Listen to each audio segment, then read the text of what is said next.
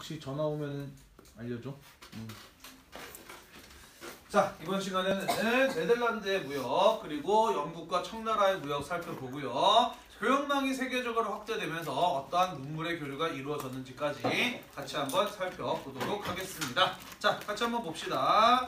자, 네덜란드는 포르투갈이나 에스파냐에 비해서는 강대국이었어요. 지난번에 이야기했었죠, 그죠? 벤처기업이 좋은 아이템을 개발해가지고 대박을 치면 이후에 대기업들이 들어와서 그 시장을 뺏어버립니다, 그죠? 마찬가지로 포르투갈과 에스파냐가 신항로 개척 이후에 막대한 무역의 이익을 벌기 시작하면서 강대국들이 나타나서 그 동서교역의 이익을 가로채게 되죠. 그 첫 번째가 바로 네덜란드였다라는 것이에요. 자, 16세기 말 밑줄 칩시다. 말루크 제도, 여기가 네덜란드 상인들의 무역의 거점이었어요. 말루크 제도, 오늘날 인도네시아의 여러 섬들을 말하는 것이고요. 여기는 대표적인 향신료의 산지였습니다. 원래 누가 가지고 있던 땅이었느냐? 포르투갈이 가지고 있던 곳이었는데 전쟁을 통해서 포르투갈로부터 말루크 제도의 지배권을 빼앗습니다. 그러면서 네덜란드가 동남아시아 무역에 진출을 하기 시작을 해요.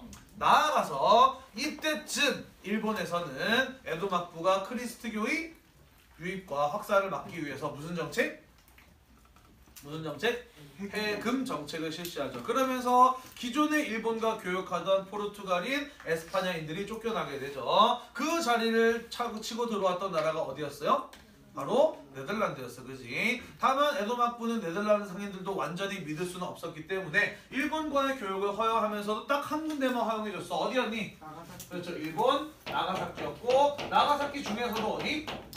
그렇죠, 인공섬 대지마까지만 와서 교역할 수 있도록 허용을 해주었습니다. 그죠? 자, 그래서 네덜란드 상인들은 동남아시아 넘어서 동아시아까지 진출하게 된 것이고요. 이들 역시 명나라 상인들과 만나서 교역을 하였기 때문에 마찬가지로 네덜란드 사람들이 가지고 온 은 또한 중국으로 유입되었다. 밑줄 칩시다. 이들이 가지고 온 은 또한 중국으로 유입되었다라는 것이에요. 자, 거기 빈칸 있으면은 네덜란드의 무역에 대한 부연 설명 몇 가지만 좀 더 써보도록 합니다. 자, 첫 번째, 이들은 타이완에다가 식민지를 건설을 하였어요. 자, 왜 식민지를 건설을 하였느냐? 자기들이 물건을 직접 가져와서 파는 것도 좋지만 아무래도 판매지와 생산지가 가까우면은 좀 더 많은 이익을 남길 수 있기 때문이에요. 그죠? 자, 그래서 이 사람들은 타이완에서 무엇을 생산했느냐? 동아시아에서 제일 잘 팔리는 거? 그건 바로 주식인 쌀이에요. 그죠? 쌀을 재배해서 판매하기도 했고요. 또 신항로 개척 이전까지 동아시아 사람들의 경우에는 설탕이라는 걸 몰랐어. 그래서 음식의 단맛을 낼 때는 꿀 같은 것들을 사용을 했었는데요. 이 사람들이 설탕을 팔기 시작하면서 동아시아에서 설탕은 되게 값비싸게 팔리기 시작을 합니다. 그래서 이 타이완에서 설탕 같은 것들을 생산을 해내서 동아시아 사람들에게 직접 판매하기도 했었다라는 거, 이런 것들이 네덜란드 상인들의 무역 활동 중에 일부였어요. 같이 기억을 해두도록 합시다. 나중에 이 타이완에 누가 들어오느냐? 타이완 하면 떠오르는 사람 있지 않아요? 정성공이죠, 그죠? 정성공이 반청운동하기 위해서 타이완에 갔더니 네덜란드인들이 타이완 원주민들을 식민지로 지배하고 있더라는 거예요. 그래서 정성공이 타이완을 반청운동의 기지로 삼기 위해서 네덜란드인들을 싸워서 내쫓아요. 그러면서 타이완은 네덜란드의 지배로부터 독립을 하게 됩니다. 그래서 타이완 사람들에게 정성공은요, 뭐랄까, 독립운동가, 민족의 영웅, 이런 어떠한 사람으로 굉장히 존경받는 인물이기도 해요. 자, 그 다음 하나 더. 자, 네덜란드 같은 경우에는요, 17세기 중엽까지 계속해서 포르투갈과 싸웁니다. 뭘 하기 위해서? 당연히 동서무역, 특히 동남아시아 무역의 주도권을 차지하기 위해서 전쟁을 하죠. 그리고 그 결과 포르투갈을 동남아시아에서 거의 대부분 다 몰아내고요. 동남아시아의 대부분의 섬들을 장악을 하는데 성공을 하게 됩니다. 자, 지난 시간에 이야기했었죠, 그죠? 16, 17세기는 동남아시아에 전 세계 상인들이 모여들어서 교역이 이루어지던 상업의 시대였다라고 이야기를 했어, 그지? 그 동남아시아를 네덜란드가 장악을 했다라는 것이에요, 그죠? 그래서 네덜란드는 당시 세계에서 가장 무역이 핫하게 이루어지고 있었던 동남아시아 무역,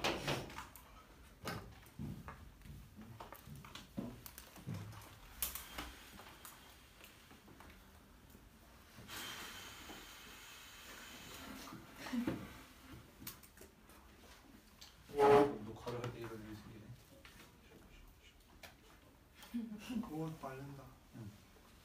동남아시아 중심의 무역을 장악하게 되었다라는 것이에요. 자, 그래서 오늘날 네덜란드라고 하면은 그렇게 잘 사는 나라인가? 그렇게 강대국인가? 하는 생각이 들잖아요. 그죠? 하지만 적어도 17세기에는 네덜란드가 세계에서 가장 무역이 활발하게 이루어지는 경제 대국의 모습을 보였었다라는 것이에요. 17세기에는 네덜란드가 세계에서 가장 활발하게 무역이 이루어지는 경제 대국 전성기였었다라는 것입니다. 그러다가 그걸 누구한테 빼앗기게 될까요? 18세기에 등장하게 되는 영국에게 빼앗기게 되죠. 영국은 네덜란드가 한참 무역하고 있을 동안 국내 정치적 문제 때문에 국외에는 거의 신경을 쓰지 못하고 있었어요. 그러다가 18세기로 넘어가게 되면서 영국의 정치적인 문제들이 해결이 되면서 본격적으로 강대국인 영국이 바다로 진출해 나가기 시작을 합니다. 그러면서 네덜란드는 무역의 주도권을 영국에게 빼앗기게 되는 것이고 17세기 네덜란드의 전성기도 끝이 나게 되는 것이죠. 자, 그 과정 같이 한번 살펴봅시다. 자, 18세기, 17세기에서 18세기로 넘어가는 때쯤 어떤 일들이 벌어지고 있었느냐? 중국에서는 정성공이 반청운동을 일으켰다가 청나라가 그것을 진압을 하죠. 그리고 정성공 세력이 진압되고 난 이후에 해금령을 해제하면서 청나라 상인들의 해외 진출을 허용하게 되고요. 그러면서 많은 청나라 상인들이 나가사키에 가서 은을 사오는 교육이 이루어졌었어요. 기억나나요? 또한 청나라는 해금령을 해제하면서 밑추십시다. 유럽 사람들이 중국에 들어와서 무역을 하는 것을 허용을 해 주었는데 다만 아무 데서나 무역을 해서는 안 되고 오직 광저우 한 군데에서만 무역을 할 수 있도록 교역을 허가해 주었습니다. 자, 이것은 왜 그랬느냐? 일단은 명나라나 청나라나 굉장히 자급자족적인 경제 구조를 가지고 있어. 굳이 다른 나라와의 교역을 하지 않아도 충분히 자기들 먹고 사는데 문제가 없는 나라들이었다라는 거예요. 따라서 외국과의 교역의 필요성을 느끼지 못하는 나라였다라는 것이죠. 자, 게다가 청나라 역시 비록 여진족, 만주족이 세운 나라이지만 워낙 잘 나가는 강대국이었기 때문에 자기들도 명나라와 마찬가지로 세계의 중심이라고 생각하는 중화사상적인 사고를 가지고 있었어. 따라서 이들이 보기에 유럽 상인들은 뭐에 불과했느냐? 서양 오랑캐에 불과했다라는 것이죠. 자, 그렇기 때문에 이 청나라는 어떤 입장에서 유럽 사람들에게 교육을 허가한 것이냐? 문명인이 오랑캐에게 문명을 베풀어주는 입장에서 그래 너네 미개한 너희가 우리나라 와서 많이 배워가도록 해라 라는 의미에서 교육을 허락해 준 것이에요. 이해되나요? 네. 다만 우리가 잘 모르는 청나라가 잘 모르는 유럽 애들이 들어와서 난동을 피운다던가 혹은 이상한 거 팔아가지고 우리나라에 문제가 생기면 안 되니까 오직 딱 한 군데만 열어준 거예요. 그게 바로 광저우라고 하는 중국에서 가장 남쪽에 있는 지방이었던 것이죠. 이해되나요? 네. 자, 일본이 네덜란드 사람들한테 나가사키를 개방해주면서 오직 대지마를 통해서만 교육이 이루어질 수 있도록 했던 것과 마찬가지로 광저우를 개방을 했지만 광저우에 와서 유럽 사람들이 자유롭게 교육을 할 수 있었던 것은 아니었어요. 오직 누구를 통해서만 교육을 할 수 있었느냐? 광저우의 공행이라고 하는 상인을 통해서만 교육이 가능했습니다. 광저우의 공행이라고 하는 상인을 통해서만 교육이 가능했어요.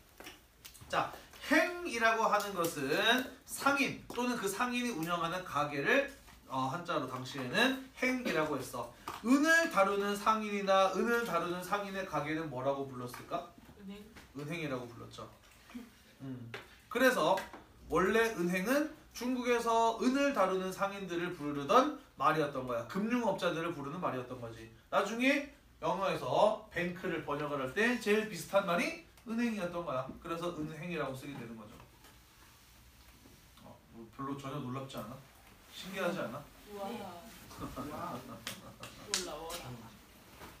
자, 공행이란 무엇이냐 밑추칩시다. 청나라로부터 유럽 상인들과 교역을 공식적으로 허가받은 상인 조합이 바로 공행이에요. 자, 유럽 상인들하고 교역을 허가받은 상인의 숫자는 많았을까 적었을까?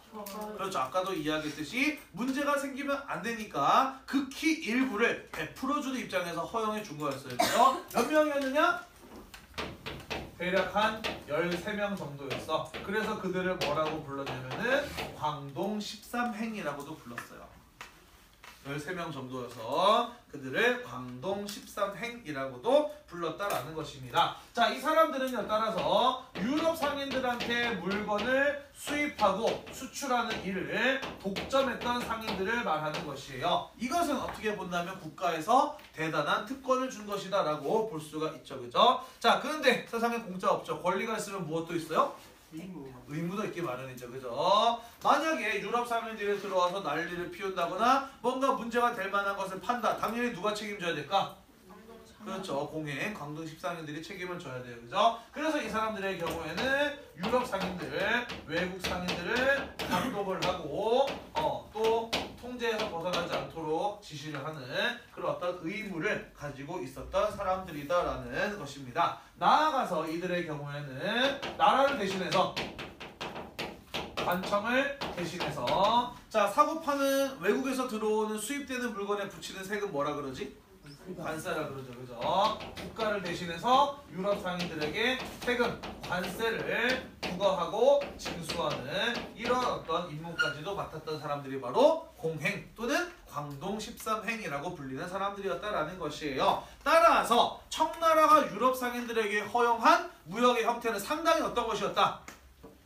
제한되고 통제된 형태의 것이었다라는 거예요. 공행이 유럽 사람들에게 물건을 팔지 않으면 유럽 사람들은 물건을 사갈 수가 없었다는 거. 반대로 공행이 물건을 사주지 않으면 유럽인들은 물건을 수출할 수도 없었던 거. 그것이 바로 당시 청나라와 유럽 상인들 사이에 이루어졌던 이른바 공행무역의 형태인 것이에요. 이해되나요? 네. 자, 이런 일이 벌어지고 있을 때 영국이 서서히 네덜란드와의 전쟁을 통해서 네덜란드가 가지고 있었던 무역의 권리를 하나둘씩 야금야금 빼앗습니다. 그러면서 먼저 동남아시아에 진출하고요. 18세기 중엽쯤 오게 되면은 동남아시아를 넘어서 청과의 무역에서도 영국이 주도권을 장악하게 되었다라는 것이에요. 영국 네덜란드 전쟁에서 승리한 영국이 동남아시아 나아가서 청나라까지의 무역도 장악을 하게 되었다라는 것이죠. 그러면서 본격적으로 해가 지지 않는 나라 영국의 전성기가 시작이 되었던 것이에요. 자, 영국은 청나라로부터 차, 비단, 도자기 같은 것들을 수입을 하고요. 반대로 인도산, 목화나 은 같은 것들을 수출하면서 교역이 이루어졌습니다. 그래서 인도에서 생산된 은 또한 어디로 흘러들어갔다 맺힙시다.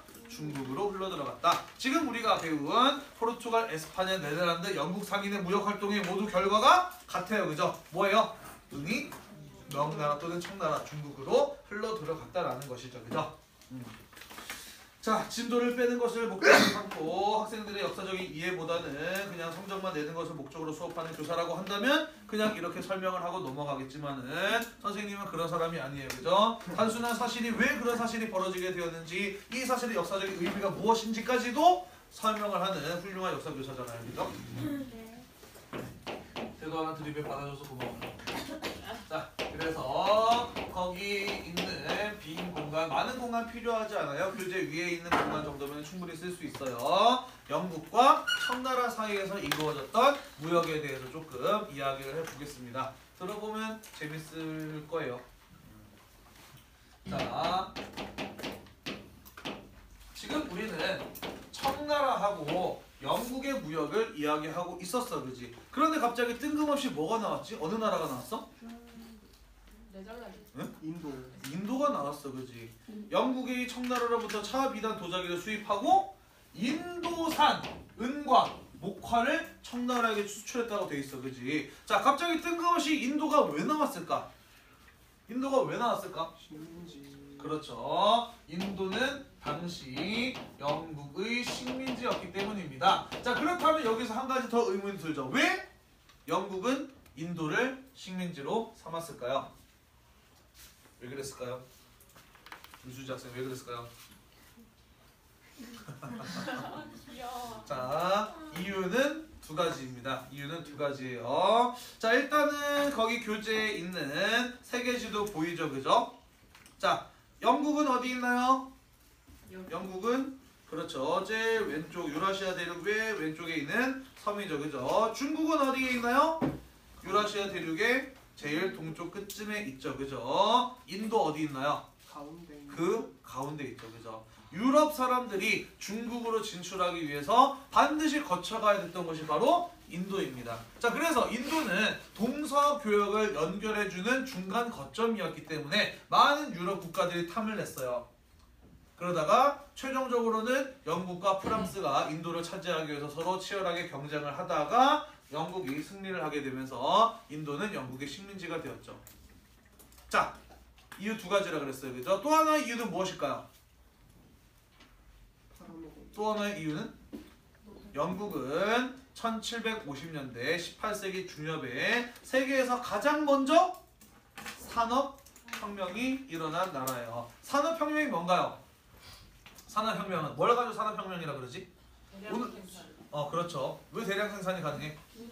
그렇죠. 기계와 공장이 만들어져서 사람이 손으로 만드는 것보다 훨씬 더 빠르고 값싸게 많이 만들어낼 수 있게 된 게 바로 1차 산업혁명입니다. 그죠? 자, 공장에서 물건을 많이 만들어내고 빠르게 만들어내기 위해서는 뭐가 필요할까요? 땅 공장을 줄 땅. 일단 공장과 기계가 있어. 그러면 또 뭐가 필요할까? 기수도 있어야 되고 또 노동. 노동자는 이제 별로 많지 필요 없이 기계가 됐으니까 또 뭐가 있으면 될까? 자본. 연료, 자본 또 물건을 만들어내려면은 팔 때. 그렇죠. 물건을 팔 것도 필요하지만 또 자, 물건을 만들어내려면 물건의 재료가 되는 원료를 필요로 합니다. 그죠? 자, 영국에서 가장 먼저 산업혁명이 일어났어. 공장과 기계가 만들어졌어. 영국에서 제일 먼저 만들어진 기계와 공장은 뭐였냐면은 면직물을 만들어내는 기계와 공장이었어요. 면직물의 원료는 무엇인가요? 목화예요. 그죠? 그리고 인도는 목화 재배의 최적의 조건을 가진 지역이었어. 자, 그래서 영국은 인도로부터 목화를 사들이고 자기 공장에서 그거를 돌려가지고 만든 면직물을 무엇할 필요가 있었다? 팔 필요가 있었어요. 그죠? 자, 많은 이익을 남기려면은 목화는 최대한 어떻게 사오는 게 좋니? 싸게 사오는 게 좋죠. 최대한 많은 이익을 남기기 위해서 면직물을 어떻게 파는 게 좋나요? 비싸게 파는 게 좋아요. 그죠? 자, 그런데 목화를 싸게 팔고 면직물을 비싸게 사다 보면은 인도는 나날이 어떻게 될까? 가난해질 수밖에 없겠죠. 그죠? 그럼 인도는 야, 니네 때문에 우리나라 너무 가난해졌어. 이제 나가, 너냐 안 놀아라고 이렇게 나오겠지. 그지? 그럼 어떻게 하는 거예요?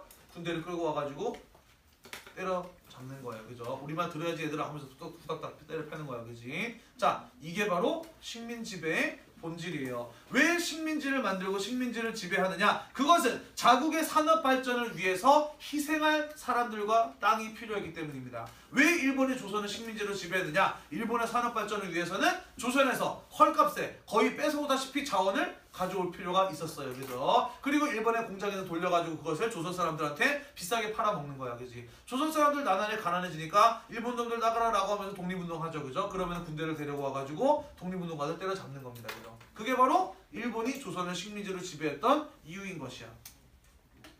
마찬가지의 이유에서 영국은 인도를 식민지로 지배하면서 싼 값에 목화를 사오고 면직물을 팔아서 인도 사람들한테 무엇을 받았을까? 뭘 받았을까? 은을 받았겠죠. 그리고 그 은과 목화를 청나라에게 수출을 하고 그리고 그 돈으로 영국으로 차, 기단, 도자기 같은 이러한 것들을 수입을 해왔던 것이에요. 자, 인도의 독립운동을 하면 떠오르는 사람 있죠. 누구예요? 마하트마 간디예요. 그죠? 간디 여러 가지 운동을 한 것으로 유명하기도 하고 간디의 사진 여러 가지 유명한 사진들이 많은데 제일 유명한 사진 뭐지? 간디 하면 딱 이 사진 안 볼 수 없어. 물레. 그렇지. 간디가 이렇게 다리 꼬고 앉아가지고 손으로 이렇게 뭔가 돌리면서 뭐 물레를 돌리면서 만들어내는 그 사진 봤을 거예요. 그죠? 그거 뭐 하는 거야? 못 만들어요.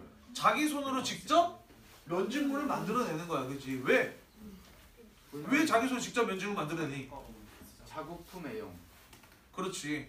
자국품 애용해서 어떻게? 영국의 산업. 그렇지. 영국산 면직물을 안 안 쓰기 위해서, 안 사기 위해서 인도 사람 여러분 우리 자기 손으로 직접 면직물 만들어 씁시다. 그럼 우리 영국으로부터 독립할 수 있어요. 라는 의미에서 간디가 직접 물레를 돌려서 면직물을 만드는 그런 독립운동을 전개했던 것이죠. 물론 큰 효과를 거두지는 못했지만. 자, 그랬던 것입니다. 자, 그런데 이후에 영국에서 무엇이 유행하느냐? 차를 마시는 문화가 급유행을 하게 됩니다. 자, 아시아 사람들, 특히 우리나라 사람들에게 있어서 차라고 하면 보통 무슨 차를 말하지? 녹차. 녹차를 말하죠, 그죠? 근데 영어로 티라고 하면 보통 뭘 말해요? 홍차. 홍차를 말하죠, 그죠? 영국 사람들은 녹차를 굳이 그린티로 따로 구분해서 불러요, 그죠? 왜 그러냐면은 원래 동아시아 사람들이 마시던 차는 녹차입니다, 그죠? 초록색의 찻잎을 따가지고 햇볕에 말리거나 아니면은 뜨거운 불판에다 이렇게 덮는다 그래요. 볶아가지고 딱 말린 다음에 거기다 물 부어서 연녹색 찬물이 우러나오면은 그거를 마시죠. 이게 녹차인데, 자, 유럽 사람들이 중국에서 찻잎을 수입을 해가지고 유럽으로 가지고 갑니다. 그런데 동아시아에서 찻잎을 사서 유럽으로 가져가는 동안 적도를 최소한 2번을 거쳐야 돼요, 그죠?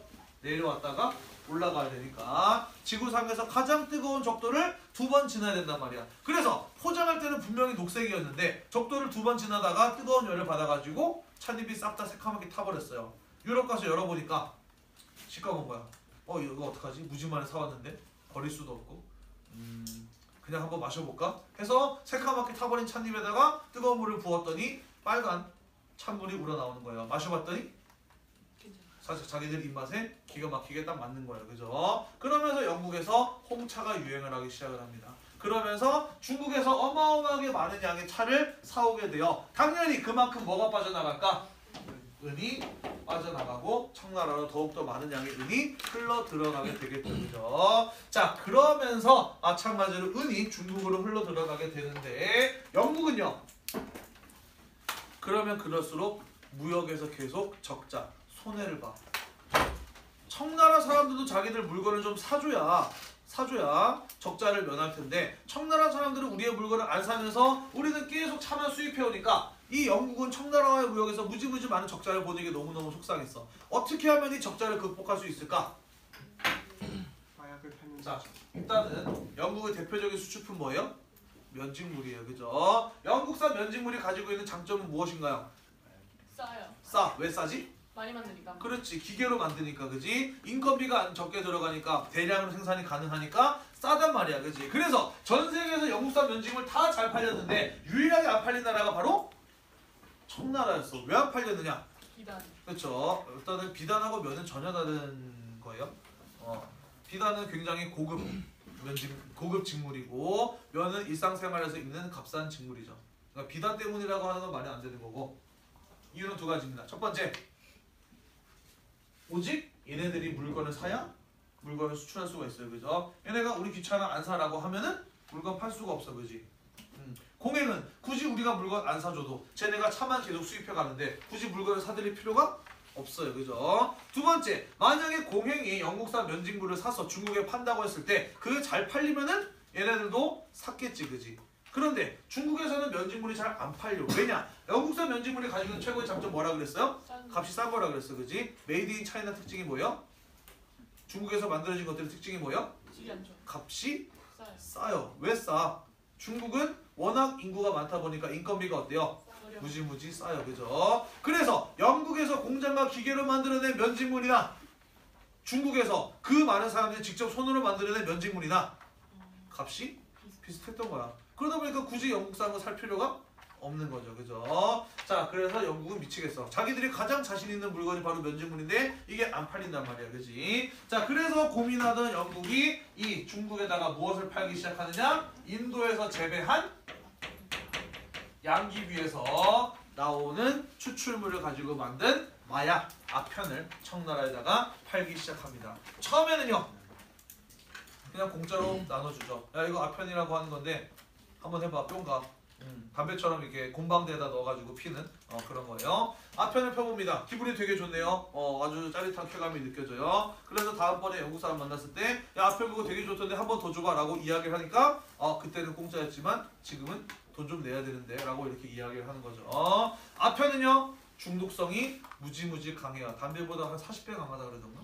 아무튼 한 번 맛본 사람은 절대로 끊을 수 없는 마약이 이 아편입니다. 자, 그러면서 어떤 일이 벌어지게 되느냐? 돈 주고 사는 거예요. 그죠? 그러면 영국 사람들은 아, 얘네 이제 중독됐구나. 값을 어떻게 하는 거예요? 점점 더 올리는 거예요. 그죠? 그래서 당시 청나라에서는요. 이런 얘기가 정말 심심치 않게 흔한 어떤 동네에서 하나씩 있을 법한 이야기로 떠돌아다녔어. 무슨 얘기냐면은 우리 동네에 부자가 살았는데 정말 부자였는데 아편에 중독되는 바람에 땅 팔아서 아편 사고 집 팔아서 아편 사고 마지막에 가족들도 다 버리고 떠나고 마지막에는 자기 입고 있던 옷마저 팔아가지고 아편 피다가 결국 빤스 한 장 걸치고 죽었다라는 뭐 그런 얘기가 동네마다 하나씩 있을 정도로 당시 아편 중독의 일은 정말 심각했어요. 자, 그러다 보니까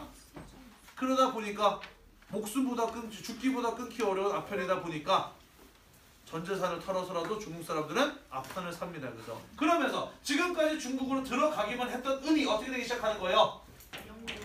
빠져나오기 시작을 하는 거예요. 그죠? 우리 지난 시간에 이야기했다시피 명나라 청나라의 화폐는 은이었어. 근데 은이 중국에서 빠져나간다는 건 뭘 의미하는 것이냐? 경제가 밑바닥부터 흔들리기 시작한다는 것이에요.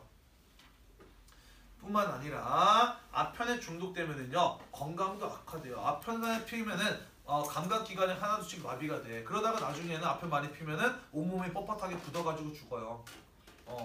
청나라 사람들의 건강 문제도 대단히 심각한 문제였다는 거지. 자, 그래서 청나라에서 어떻게 했느냐? 영국 상인들이 가져온 아편 싹 다 몰수해가지고 바다에다 그냥 딱 싹 다 버려버리죠.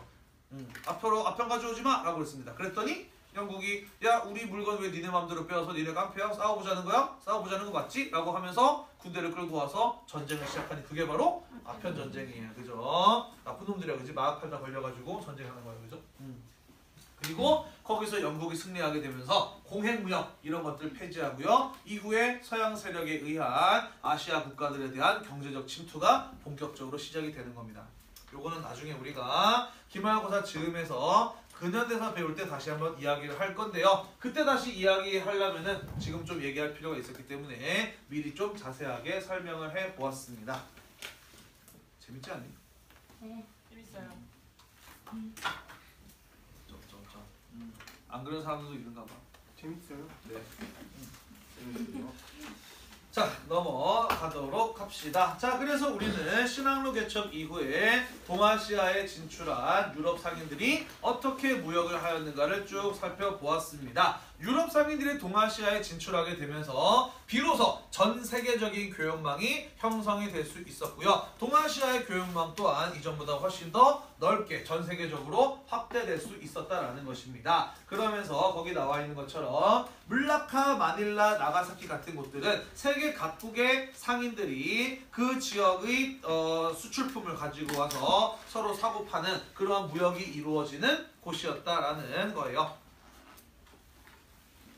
자, 그 다음 인간이 이동하면 무엇이 함께 이동한다? 문화도 함께 이동을 해요. 그죠? 자, 신항로 개척 이후에 전 세계적인 교역망이 형성되면서 당연히 세계 각국의 문화와 여러 가지 물건들이 또 새롭게 전해지게 되었겠죠. 그죠? 자, 밑줄 칩시다. 아메리카. 그 전까지는 동아시아 사람들이 전혀 모르던 곳이었어요. 그죠? 신항로 개척 이후에 아메리카에서만 있었던 새로운 종류의 작물들이 동남아시아를 거쳐서 동아시아에 전파가 됩니다. 예를 들자면 고추, 감자, 담배, 그리고 빈칸에 들어갈 고구마, 옥수수 이러한 것들이 들어오게 되네요.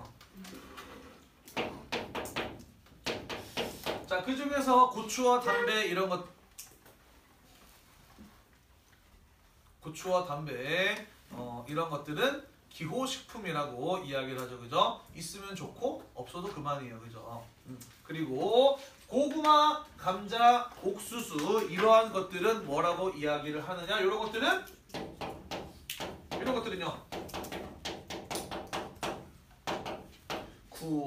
구황작물이라고 이야기를 합니다. 자, 구황작물이란 무엇이냐? 쉽게 말해서 구황작물이란 밥 대신 주식을 대체해서 섭취할 수 있는 작물들, 식품들을 가지고 구황작물이라고 이야기를 해요. 밥이나 밀가루의 주성분은 뭐예요? 탄수화물이잖아, 그지? 마찬가지로 감자, 고구마, 옥수수의 주성분도 탄수화물이야. 그래서 주식을 대신해서 먹을 수 있는 식량 자원들이라는 것이죠. 게다가 이 감자, 고구마, 옥수수 같은 것들은 어떠한 특징을 가지고 있느냐? 쌀을 벼를 재배하는 것처럼 땅을 평평하게 편 다음에 물을 정기적으로 자주 갈아줘야 될 필요 없어요. 굳이 평평한 땅이 아니어도 아무데나 심어도 지들이 알아서 잘 자랍니다. 왜 강원도에서 감자를 많이 재배할까? 강원도가 감자 재배하기 좋은 지역이라서? 아니에요. 강원도는 이런 거 말고는 다른 것들을 재배하기가 어려운 산이 많은 지역이기 때문에 식량 자원으로서 이런 것들을 많이 재배했던 것이에요. 얘네들의 특징은 무엇이냐? 험한 땅에서도 지들이 알아서 잘 자란다라는 그런 특징을 가지고 있다라는 것이에요. 다시 말해서 고구마, 감자, 옥수수를 재배하기 위해서 기존에 벼농사 짓던 논이나 밀농사 짓던 밭을 갈아엎어야만 한다? 아니에요. 그죠? 기존에 벼농사 짓던 논이나 밭 그대로 놔둔 상태에서 땅이 험해서 농사 짓지 못하던 땅에다가 이런 것들 심어도 요거는 지들끼리 알아서 잘 자란다라는 거야. 이해되니? 네. 따라서 늦춰집시다. 식량 생산이 어떻게 된 거예요? 확대된 거예요. 그죠?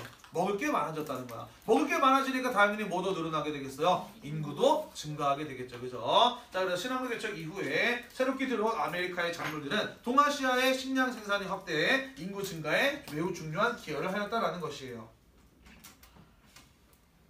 이해되나요? 네.